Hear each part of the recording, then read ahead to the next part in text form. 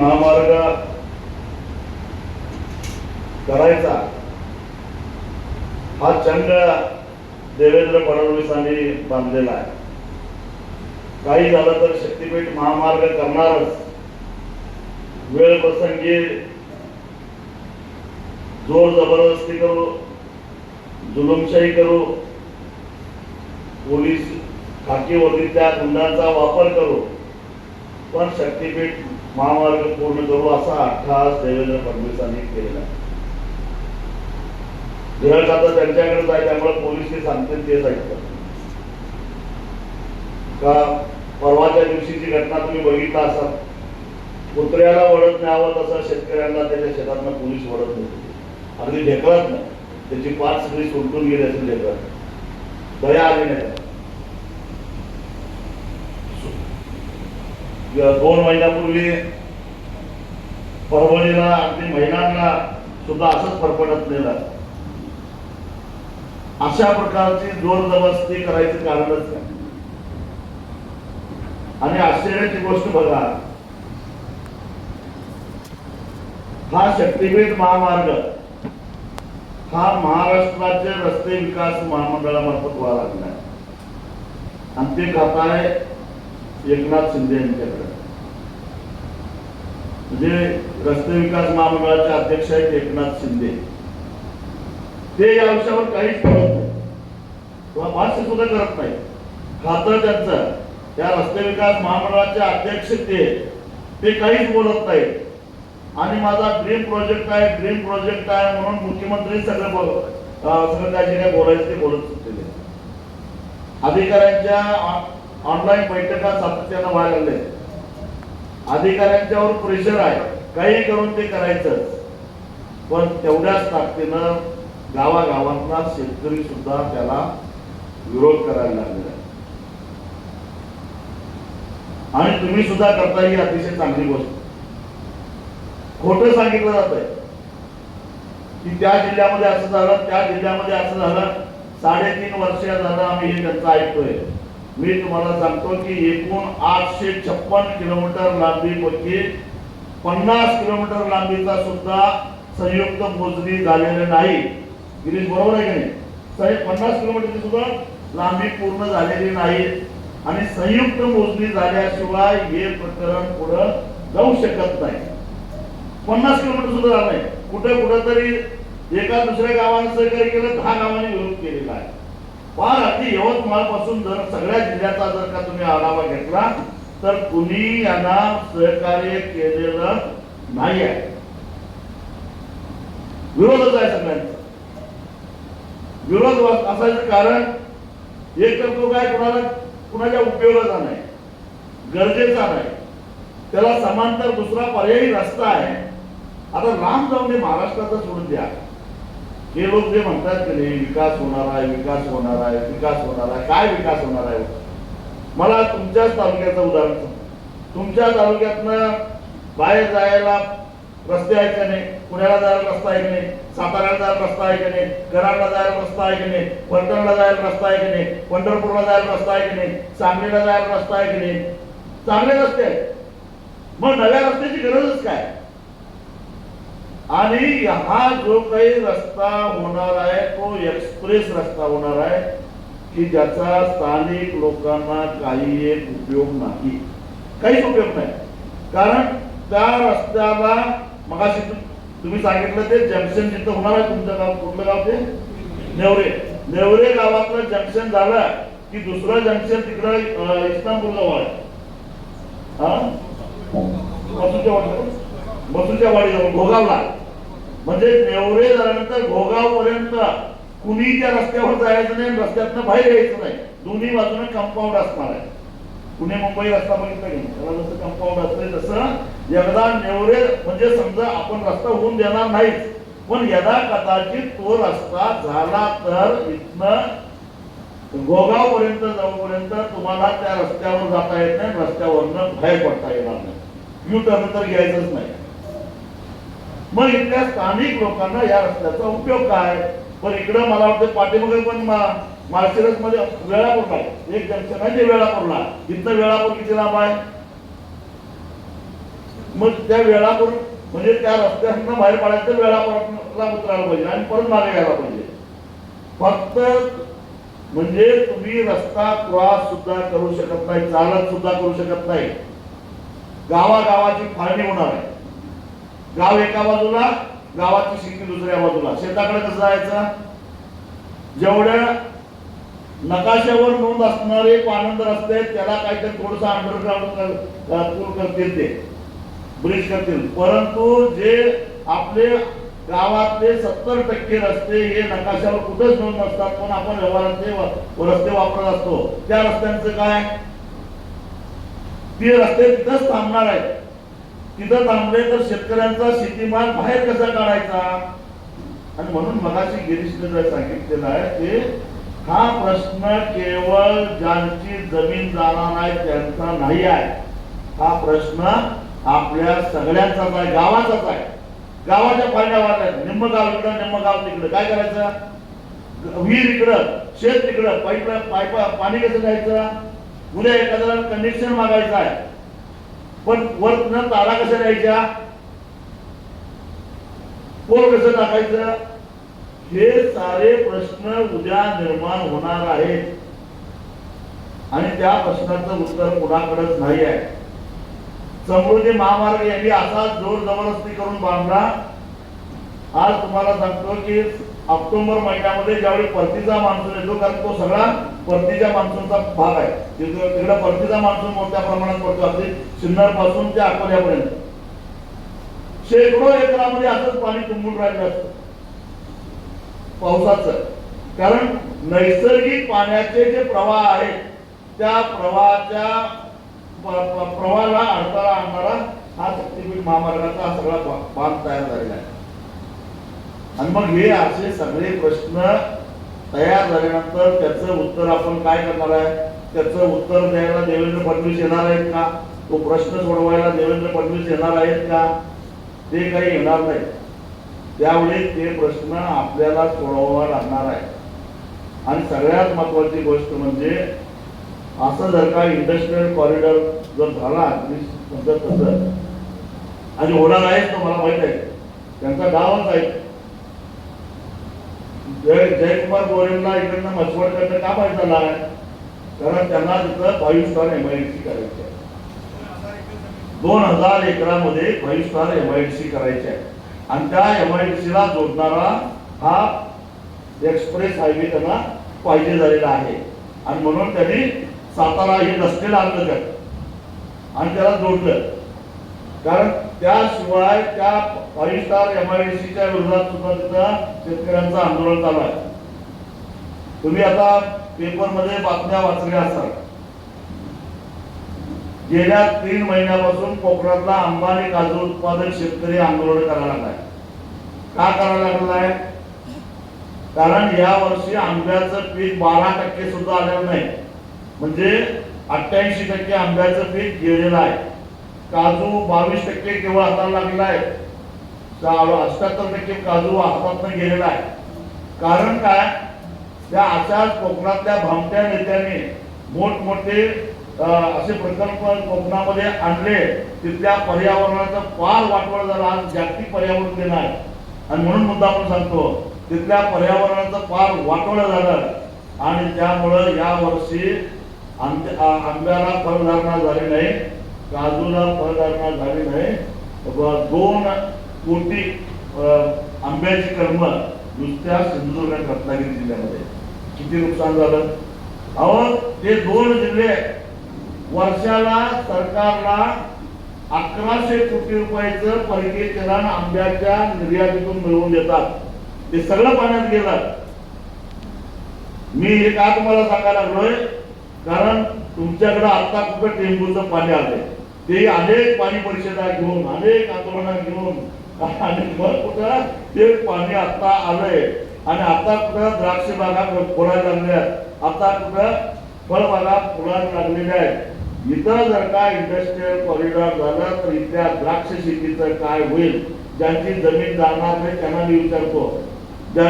इथला पेरू असेल, बाकी अनेक डाळिंब असेल, या ऊस जरा त्यातल्या त्यात निवारा आहे म्हणा, पण बाकीच्यांचं काय होईल हे लक्षात घ्या. एकूण या रस्त्याला 21,000 एकर जमीन जाणार आहे. त्यातले जवळजवळ 17,000 एकर ही बागायती जमीन आहे. मी धाराशिवला गेलेलो होतो, तिथल्या शेतकऱ्यांनी डोळ्यात पाणी आणून सांगितलं, अहो मोठा माळ फोडून तिथली गुंड काढून आम्ही जमीन तयार केली आणि 25 किलोमीटरवरून पाणी आणलं आम्ही आमचा शेत 7-12 घाण घेऊन, आणि त्याच्यावर आता रस्ता करायला लागले. यात काय करायचं सांगा. मी गेल्या आठवड्यामध्ये माढा तालुक्यामध्ये गेलेलो होतो. अरणगाव ज्या गावामध्ये संत सावतामाळी यांचं ते गाव, कांदा मुळा भाजी अवघी उठाई माझी असं म्हणून आयुष्यभर शेतामध्ये काम करता करता हेच माझं पंढरपूर म्हणून भक्तिभाव करणाऱ्या सावतामाळीचं गाव, त्या गावामध्ये 600 एकर जमीन जाणार आहे. अख्खं गाव रस्त्यावर आलेलं होतं. एका बाजूला हे काय सांगतात, आमच्या धार्मिक भावना चेतवण्यासाठी सांगतात आम्ही भाविकांच्यासाठी रस्ता करतो, पण या सगळ्यांचं श्रद्धास्थान असणाऱ्या सावतामाळीचं गावच नष्ट व्हायला लागलं या रस्त्यामध्ये. कुठल्या यांची धार्मिकपणा, कुठं आला यांचा धार्मिकपणा, कुठं गेली यांची श्रद्धा.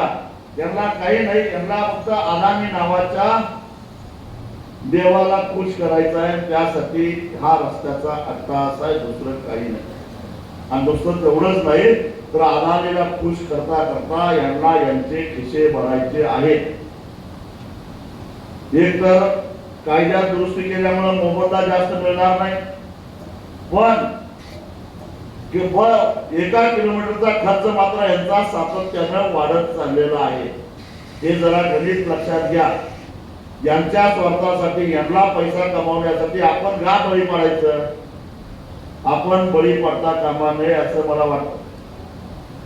मला आता एक चिठ्ठी आली की कुणीतरी म्हटलं, देवेंद्र फडणवीस कुणीतरी म्हणाले काय की 300 कोटी वृक्ष लागवड करणार आहे. ती जगो बाबा पहिला.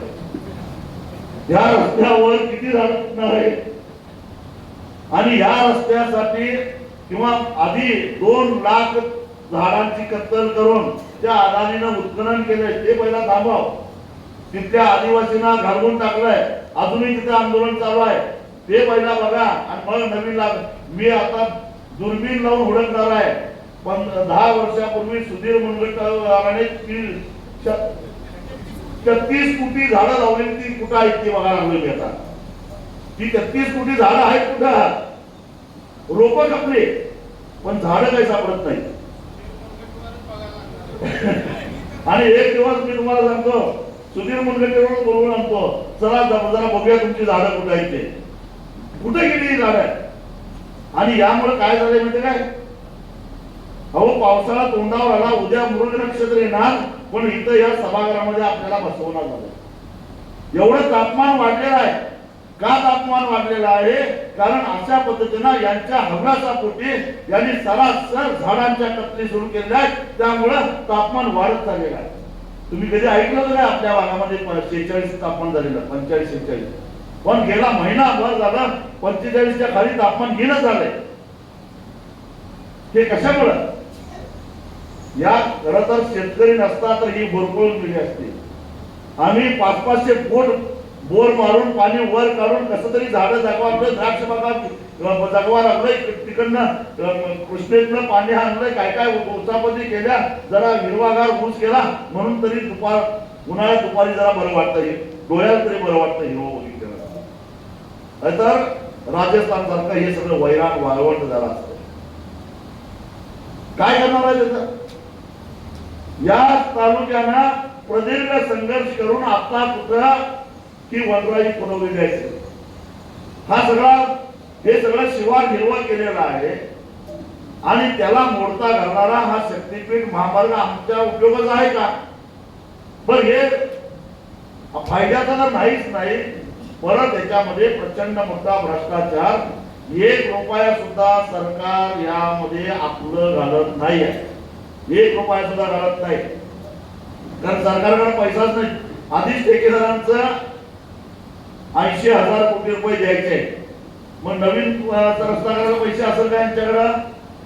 मग हे रस्ता कसा करायचा, यांनी फक्त याला मंजुरी द्यायची, त्याला कर्जाला हमी घ्यायची, कर्ज बँकाकडून काढायची आणि ठेकेदाराने रस्ता पूर्ण करायचा आणि रस्ता पूर्ण झाल्यानंतर त्या रस्त्यावरनं प्रवास करणाऱ्या लोकांनी टोल मधनं ते पैसे त्या पैशातनं कर्ज फेडायचं. ज्यांचं काहीच नाही, ज्यांना मधल्यामध्ये मड्याच्या टाळूवरचं लोणी खावं तसं पैसे खायला मिळतात. मी अगदी जबाबदारीनं बोलतो. राष्ट्रीय महामार्ग प्राधिकरण तुमच्या भागात सुरत चेन्नई रस्ता चाललाय, त्याला पैसेही बऱ्यापैकी मिळाले, कारण त्याला 2013च्या कायद्याप्रमाणे पैसे मिळत आहेत आणि त्याच्याकडे बोर्ड दाखवून कोणतरी म्हणतील की एवढे पैसे तुम्हाला मिळतील. तो अस्तित्वात असलेला रस्ता असल्यामुळे त्या रस्त्याच्या आजूबाजूला बाजार भाव जास्त होता आणि तो चौपटीनं पाचपटीनं मिळाल्यामुळे त्याला पैसे तुम्हाला जास्त मिळणार आहे. हा पूर्ण नव्या अडगळीच्या भागातून रस्ता जाणार आहे, त्यामुळे इथला बाजारभाव कमी आहे आणि शिवाय दुप्पट आणि 20% कपात, त्यामुळे इथं पैसे एकदम कमी मिळणार आहे. हा फरक लक्षात घ्या. पण हा फरक ते तुम्हाला सांगत नाही.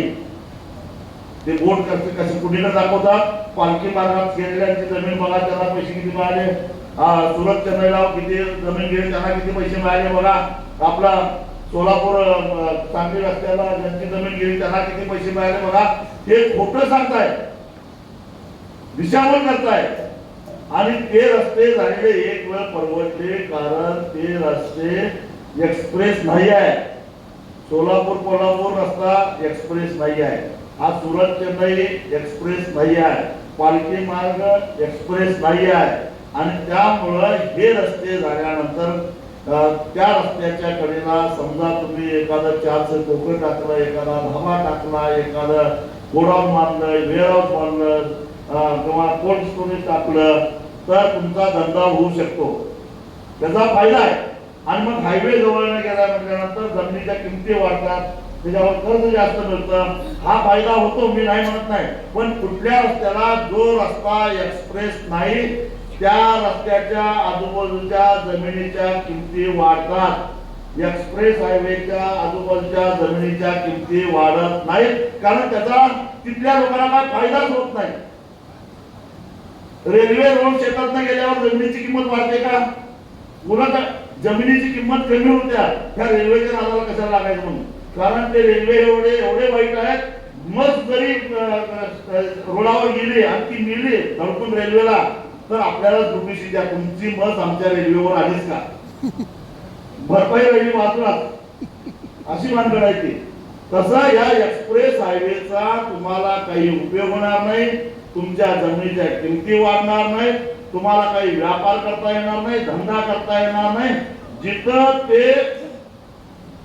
जंक्शन करतायत त्या जंक्शन साठी ते आधीच 600 हजार एकर जमीन खरेदी करून ठेवतायत. आता इथं करतायत, आरंगला करतायत, त्याच्यानंतर भोगावला करतायत. पण त्या जंक्शन मध्ये तिथे 1000 एकर जमीन कशाला घ्यायला, तिथं तेच उभा करणार एखादा मोठा पंप, तेच उभा करणार तिथं एखादा फूड मॉल, तेच उभा करणार तिथं अजून काहीतरी एखादे व्यापारी संकुल, तेच उभा करणार तिथं एखादा वॉशिंग बोर्डिंग. आणि तुम्ही तिथं जायचं तर पंपावर तेल जोडायला कामाला जायचं, नाहीतर फूड मॉल मध्ये फडकी मारायला टेबलावर जायचं. एवढंच तुमच्या हातात आहे. 200 रुपयाचा चहा प्यायचा जाता तुम्ही. तुम्हाला स्थानिकांना त्याचा काही एक फायदा नाही आहे हे सगळं समजावून घ्या. ही जी भामती म्हणतात तरी विकास होणार आहे, विकास होणार आहे, विकास काय होणार आहे तर आमची पोरं खाजगी सुरक्षा रक्षक होणार आहेत, आमची पोरं वेटर होणार आहेत, आमची पोरं कुठेतरी पेट्रोल पंपावर तेल टाकायला जाणार आहेत निळा ड्रेस घालून. हाच विकास होणार आहे का? या विकासाचं स्वप्न बघितलं काय? मग हे विकास होणार आहे म्हणजे काय होणार आहे? या भामट्यांना कमिशन मिळणार आहे, यांचा विकास होणार आहे, तुमचा होणार नाही, हे लक्षात ठेवा. तुम्ही सुद्धा आता विचार करा, कारण जे लोक आज या शक्तीपीठ महामार्गाचं समर्थन करायला लागलेलं आहे त्या प्रत्येकाच्या मिशीला शक्तीपीठ महामार्गाचा आणि देवेंद्र फडणवीसाचा खरकटा लागलेला आहे, हे लक्षात घ्या. आणि त्या खरकट्या पोटी ते खरकटे खाल्ले म्हटल्यानंतर मग त्याचं समर्थन करायलाच पाहिजे.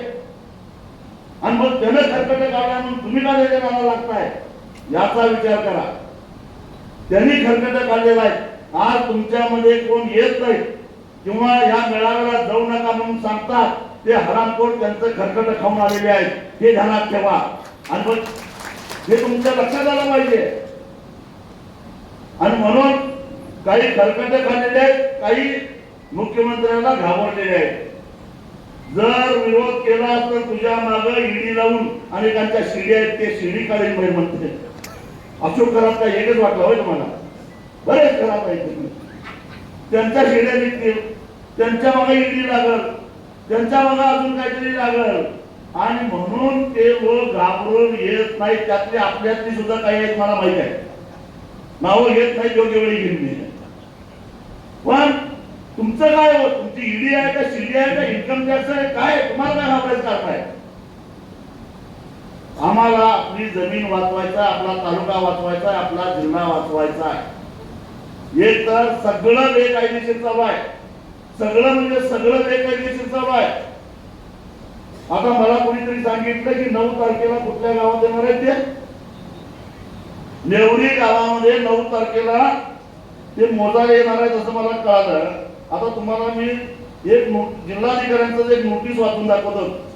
आपण 22 तारखेला 22 गेल्या महिन्यात 22 ना हरकती कधी येते 26 मे पर्यंत आम्ही हरकती घेतलेल्या होत्या की या शक्तीपीठ महामार्गाला आमचा विरोध आहे. आता या हरकतीला सांगली जिल्ह्याच्या जिल्हाधिकाऱ्यांचं एक पत्र आलेलं आहे, उत्तर आलेलं आहे, ते वाचून दाखवतो तुम्हाला. म्हणजे किती खोटं बोलतात बघा. यांना अधिकारच नाही यायचा. सांगली जिल्हाधिकाऱ्यांना रघुनाथ कृष्णात कोरे मुक्काम पोस्ट येलूर तालुका वाळवा जिल्हा सांगली या शेतकऱ्याला असं ज्यांनी हरकती घेतल्या त्या प्रत्येकाला जिल्हाधिकाऱ्यांचं पत्र गेलेलं आहे. काय विषय काय? पवनार ते पत्रादेवी नागपूर गोवा शक्तीपीठ महामार्ग हरकतीबाबत.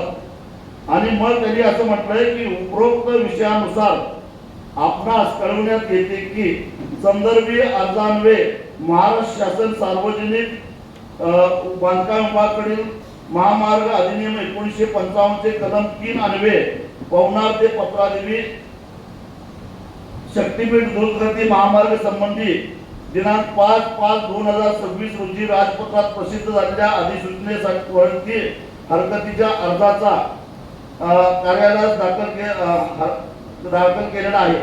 महाराष्ट्र महामार्ग अधिनियम 1955 मधील कलम 3 अन्वये माननीय शासनाकडील राजपत्रात प्रसिद्ध झालेल्या अधिसूचनेमध्ये वर्णन केलेल्या जमिनीस महामार्ग म्हणून घोषित केलेला आहे.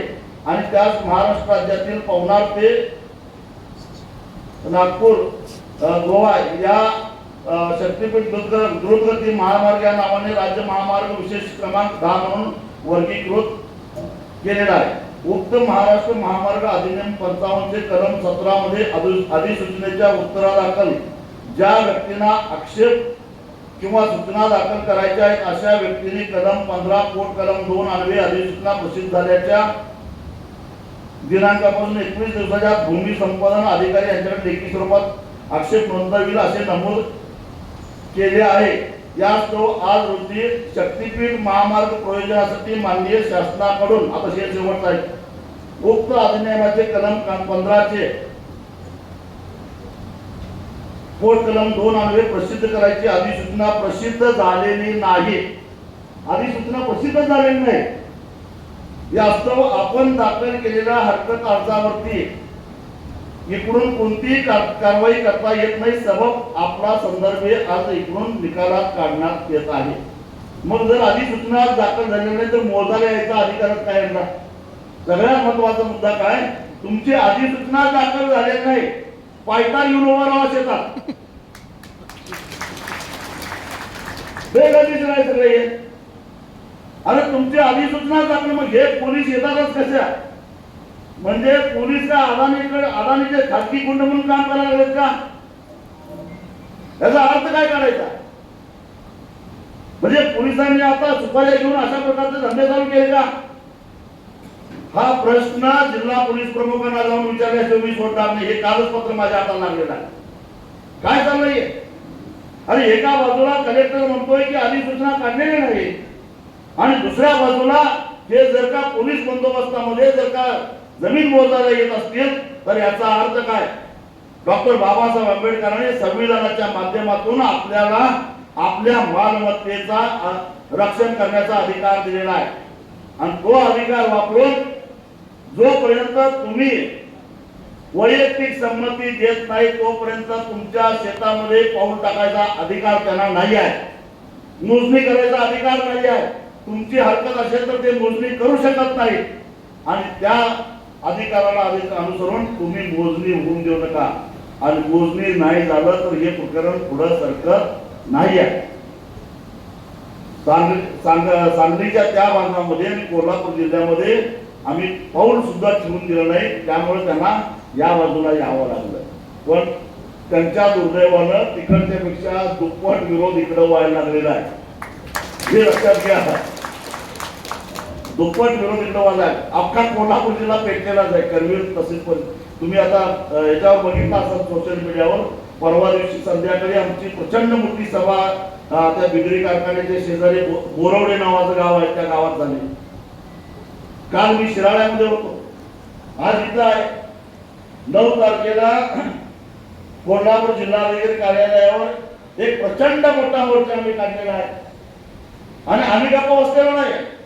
आणि मग समजा यदा कदाचित एखादं गाव तुमच्यात फुटीर झालं. सूर्याजी पिसाळ्यांच्या अवलादीत शिवाजी महाराजांच्या काळात सुद्धा होत्याच. असं एखादं गाव निघालं तिथला एखादा पुढारी फुटीर निघाला आणि त्यांनी मोजणी करायला दिली परवानगी आणि मग अलीकडे मागच्या गावांना विरोध केला पुढच्या गावांना विरोध केला मध्ये रस्ता करून काय करणार आहेत ते? हा तिथं एअरपोर्ट बनवायचा. त्यामुळे आपण एकजूट करूया एकी दाखवूया. यांचं आपल्या समोर काही चालणार नाही. यांना या रस्त्यातनं कमीत कमी 55,000 कोटी रुपये खिशात घालायचे. त्यासाठी हे सगळं चाललेलं आहे. मी मगाशी सांगत होतो तुम्हाला एकाच वेळी 2 रस्त्याचं काम चालू आहे म्हणजे प्रयोजन चालू आहे. एक आहे तो नाशिक ते अक्कलकोट तो रस्ते नॅशनल हायवे अथॉरिटी म्हणजे आपलं राष्ट्रीय महामार्ग प्राधिकरण ते करायला लागले म्हणजे केंद्र सरकारचं ते मंडळ आहे. आणि दुसरं MSRDC म्हणजे महाराष्ट्र रस्ते विकास महामंडळ या शक्तीपीठ महाराष्ट्र रस्ते विकास महामंडळाचा आणि तो नाशिक ते अक्कलकोट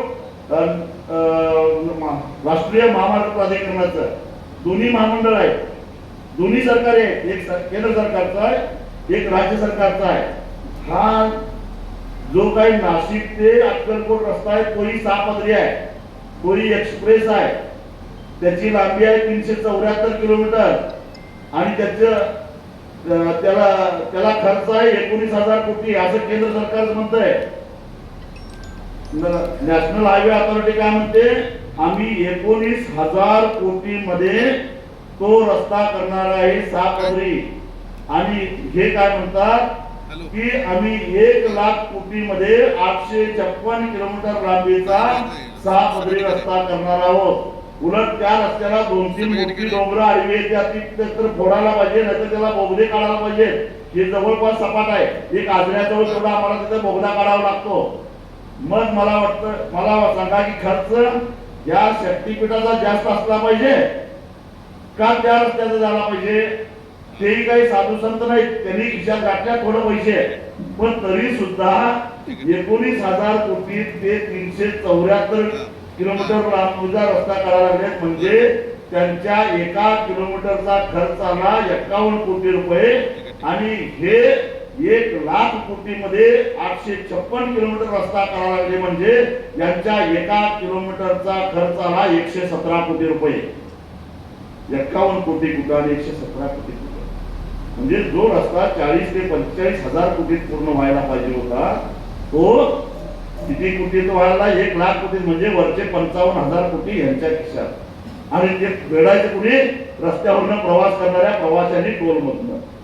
ही अशी ही लोकांचा आज छत्रपती शिवाजी महाराजांचा राज्याभिषेकाचा दिवस, ज्या छत्रपतींनी या महाराष्ट्रातले टोल आणि या महाराष्ट्रातले ठग आणि पेंडारे यांचा बंदोबस्त केला आणि सोन्याला काठीला सोनं लावून बांधून जाता येईल अशा प्रकारचे कायदा आणि सुव्यवस्था या महाराष्ट्रामध्ये आणली, त्याच महाराष्ट्रामध्ये छत्रपती शिवाजी महाराजांचं नाव घेऊन हे टोलच्या माध्यमातून नवे ठग आणि पेंडारी तयार करायला त्यांना लुटण्यासाठी हे आपण मान्य करणार का याचा विचार करा.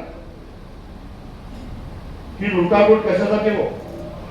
आणि हेच पैसे मागणं माग निवडणुकीमध्ये मताला 3,000 5,000 रुपयासाठी आपल्याकडे येतात आणि त्यामुळे लायकी नसलेले लोक, पात्रता नसलेले लोक, आम्ही संकटात सापडल्यानंतर आम्हाला वाऱ्यावर सोडणारे लोक आमदार म्हणून खासदार म्हणून निवडून जातात, ती माणसं आमच्या मतीला येत नाही आणि आम्ही त्यांच्या मिंद्यात असतो कारण आम्ही पैसे घेऊन मतं दिलेले असतात. आम्ही त्याला विचारू शकत नाही. विचारलं तर एखादा निर्लज्ज माणूस म्हणतो काय फुकट मत दिलं, काय पैसे दिलेले होते. आणि म्हणून या सगळ्या गोष्टीचा विचार करा. छत्रपती शिवाजी महाराजांचा राज्याभिषेक दिन साजरा करायचा असेल तर नुसतं महाराजांना मुजरा करून चालणार नाही. महाराजांनी जी विचारधारा, जो स्वाभिमान या महाराष्ट्रामध्ये आणला, तो स्वाभिमान आपल्याला जपला पाहिजे आणि म्हणून आपली जमीन जपली पाहिजे. या मातीसाठी, या शेतकऱ्यासाठी छत्रपती शिवाजी महाराजांनी आपली हयात घालवली. तर महाराजांना एक काय हो, औरंगजेबाकडे एक मोठी दक्षिण महाराष्ट्र दिला, दक्षिण भारत दिला असता महाराजांच्याकडे औरंगजेब, पण त्यांना रयतेचं राज्य आणायचं होतं, शोषणमुक्त समाज निर्माण करायचा होता आणि म्हणून त्या औरंगजेबापुढे महाराज नमले नाही. आणि मग त्या नव्या अवलादी या औरंगजेबाच्या तयार झालेल्या आहेत, त्याच्या पुढे तुम्ही नमणार आहात, त्यांच्या पैशाला बोलणार आहात, त्यांच्या स्वार्थासाठी तुम्ही तुमची जमीन देणार आहात, याचा विचार करा. आणि म्हणून ताकदीनं या शक्तीपीठ महामार्गाला आपल्याला विरोध करायचा आहे. लोकशाहीमध्ये तुमच्या डोक्यात काय आहे याच्यापेक्षा तुमची ड्युटी किती आहे त्याला महत्व आहे.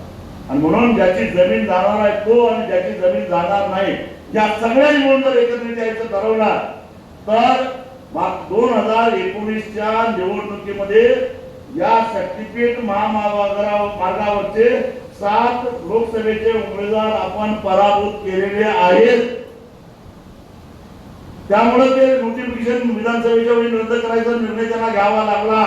तशीच दहशत म्हणजे सविनय कायदेभंगाची दहशत, आम्हाला रक्तपात नाही करायचा, आम्हाला खून करावा नाही करायचा, पण त्यांना या सगळ्या लोकांना, या राक्षसांना भीती वाटते ती म्हणजे फक्त तुमच्या मताची. मत नावाचं ब्रह्मास्त्र तुमच्या हातामध्ये आहे. त्या मताची भीती जर का तुम्ही घातली तर हे पोपटासारखं बोलल्याशिवाय राहणार नाही. तुम्ही तुमची दहशत त्यांना या मताची वाटली म्हणजे गावातल्या माणसाचा जर फटका असला तरी सुद्धा हा माणूस नेटका आहे, तो आपल्याला आवडणार नाही, आपल्या पैशाला बळी पडणार नाही, आपल्या हरामाच्या पैशाला तर भीक सुद्धा घालणार नाही. ही भीती त्यांच्या मनामध्ये जर का निर्माण झाली तर 100% मी तुम्हाला धरून देवा 100% हा रस्ता रद्द झाल्याशिवाय होणार नाही. आणि आम्ही तर जोपर्यंत हा रस्ता रद्द होत नाही तोपर्यंत गप्प बसणार नाही. तुमच्याकडचा रस्ता झाला, पलीकडे गेला, फलटणला प्रेमी आहेत, काय गेले फलटणला गेलेले आहेत. कारण महाराष्ट्राच्या डोक्यावर आधीच 9 लाख कोटी रुपयाचं कर्ज आहे आणि 10 लाख कोटी कशाला करायचं. म्हणून आम्ही महाराष्ट्राचे जबाबदार नागरिक म्हणून या महाराष्ट्राला कर्जबाजारी होण्यापासून वाचवण्यासाठी आम्ही जिथं जिथं हा रस्ता घेऊन जातील तिथं तिथं आम्ही जाणार म्हणजे जाणार. बरं, आम्ही ते काय आमच्यावर आरोप करतात की हे सगळीकडे विरोधच करतात. आम्ही सोलापूर रत्नागिरी हायवेला विरोध केला का? नाही केला. आम्ही सुरत चिन्हला विरोध केला का? नाही केला. आम्ही इतर रस्त्याला विरोध केला का? नाही केला. पण इथं मात्र यांचा भ्रष्टाचार आहे, त्यांना मलाई खायची आहे आणि एका उद्योगपतीसाठी सगळं चाललेलं आहे. म्हणून आम्ही विरोध करणार. रक्ताचा थेंब, शेवटचा थेंब असेपर्यंत आम्ही विरोध करणार ही आमची ठाम भूमिका आहे, लक्षात ठेवा. म्हणून माझी तुम्हाला विनंती आहे की सगळे पक्षपेक्षे सोडून टाका. आता तुम्ही कुठल्या पक्षाचे आहेत ते आम्हाला देणं घेणं नाही. इथं आता दोनच पक्ष राहिलेले आहेत. एक शक्तीपीठ महामार्गाचा विरोध करणारा पक्ष आणि एक शक्तीपीठ महामार्गाचं समर्थन करणारे मिशीला खरकटा लागणाऱ्या भामट्यांचा पक्ष, असे दोनच पक्ष इथं शिल्लक राहिलेले आहेत. तुम्ही कुठल्या बाजूला राहायचं ते ठरवा. पण मला असं वाटतंय की आपण राजर्षी शाहू महाराज, डॉक्टर बाबासाहेब आंबेडकर, छत्रपती शिवाजी महाराज आणि महात्मा ज्योतिबा फुले, शाहू आंबेडकर, छत्रपती शिवाजी महाराज आणि त्याचबरोबर साधू संतांच्या महाराष्ट्रातले खरे महाराष्ट्रीयन, खरे मराठी माणसं आहोत. या भमक्यांच्या नादाला तुम्ही लागणार नाही याची मला खात्री आहे. एवढंच सांगतो आणि इथं थांबतो. धन्यवाद.